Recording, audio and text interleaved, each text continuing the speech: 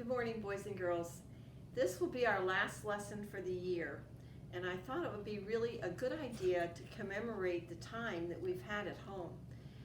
All of us have had different experiences with that time, and I thought we could make a quilt square and then get it all together when we come back together in the beginning of next year, and make a quilt from it. I'm kind of big on quilting. I love to do my own, and this is an example of one of the quilts that I've made. You can see it's got 8 different parts here. 1, 2, 3, 4, 5, 6, and then if this is split in half, 7 and 8. This is an example of the pattern that I traced for the quilt, which you're going to be getting. These are the parts of the quilt that you're going to be getting, and so you'll be able to do your art in the inside of these areas, okay? And we'll explain it a little bit more in a minute. Now, for the quilt that you're going to do, I want you to think about the things that have happened during this last 2 months. And for me, I can give you a little bit of help. This is an example of the patterns when you get them cut out and put together. It's going to look similar to this. This one can be in half, or you can put it together as one. It's up to you. The rest of them are separate. This is an example of one that's finished. We're going to be doing these on paper. This is a lot of old stickers that I found that were numbers and letters. I happen to have so much stuff around to choose from, and I know probably a lot of you don't have as much as I do, but you can do the best you can. This says taxes because during this time I had to do my taxes, which I don't enjoy because it's a left brain activity. And so I made this part of the quilt numbers and dollar signs and taxes. Another part of the quilt I'm doing is about the repairs I've done at my house, as there were a lot of things to fix. Another part was my cousin died, so that was very unexpected, and I'm gonna do a square for her. And another one was the artwork that I miss doing with you all, and I will show you as we go and do this piece by piece in the other room.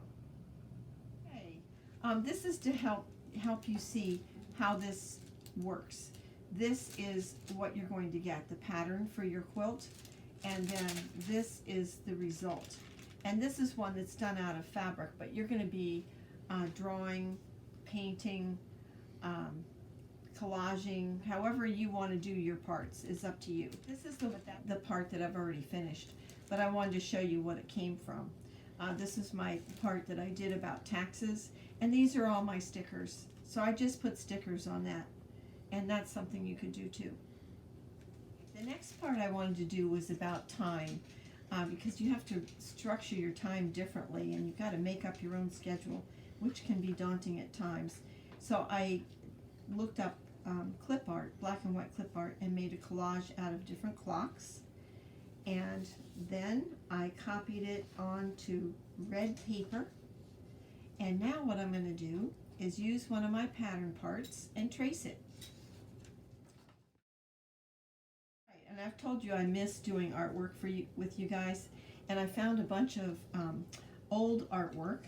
So I figured let me use some of that and cut out a part from, actually this is Hunter Loki's old artwork. So I'm gonna trace it.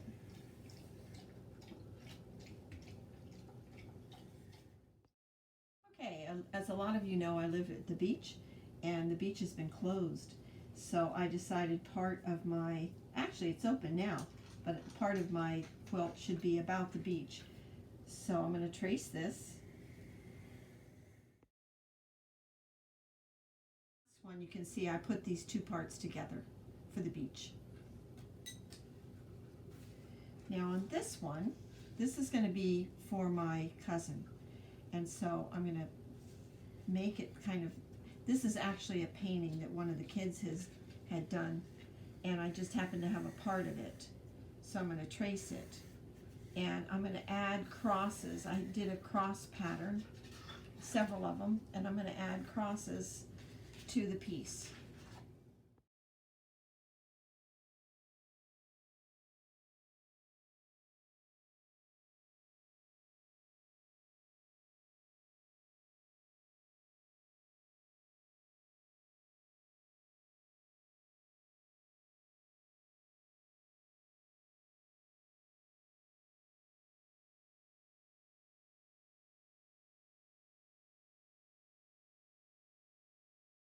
Okay, I'm going to use this for the background for a couple of photos. One is the path that I take to walk the dog, and the other one is a picture of my son Gordon eating an artichoke, and the artichoke leaf fell in his hair.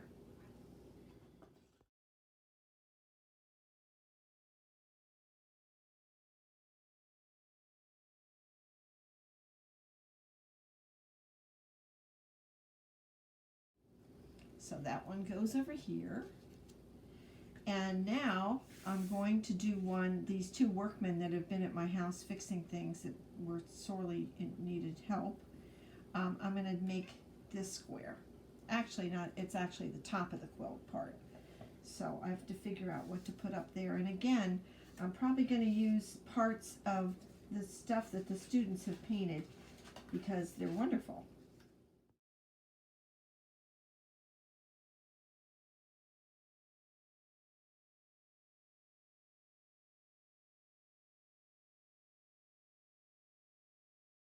Okay, this is my finished product. Here's the template, and here's the finished product.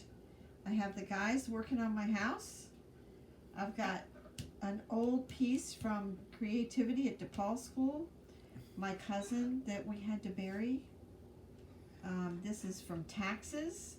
This is my son eating an artichoke stuck in his hair. This is the walk that I took with my dog every morning. And this is the matter of time and how to use it effectively. This is the beach that was closed and now it's open. So I have a really good record of what was going on during this time. And then you're going to be getting the patterns for all these pieces. There you go. And I have written on them where they go and what they are, so it shouldn't be complicated for you, I hope. And if it is, just, let me know. Give me a call, I'll help you. I want to let you know that sometimes when you're finished with an art project, or you think you're finished, and you look at it for a while, you think, oh boy, this really does need something else. Well, the Quilt Square that I did for the coronavirus shelter-in-place project looked good at first, but then I thought, gee whiz, it needs something red down on the beach there. It was too much tan, and things weren't outlined because I didn't have enough contrast. And I thought, I'm not really happy with the way this looks. I need to make some changes. So I thought I would show you the changes that I decided to make. I found an old block that I used for block printing of shells from the beach. So I'm going to go ahead and print that on red paper because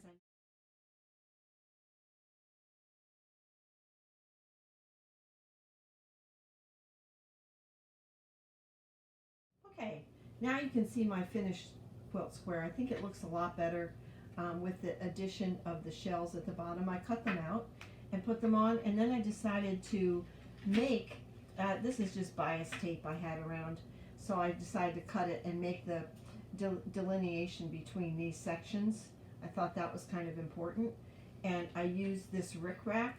I just happened to, it's not this particular one, this is maroon, but I had black rickrack hanging around my house, so I just used that here and here. And I think that it really looks good. I moved the beach closed sign up here between the two guys that helped me with my house.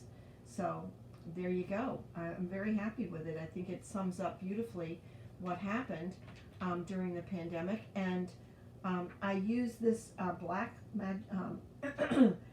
indelible marker to make little quilting stitches around the edges of each of these sections because I thought it made it look more authentic, made it look more like a quilt, which you can do as well, and I did it around the edge here.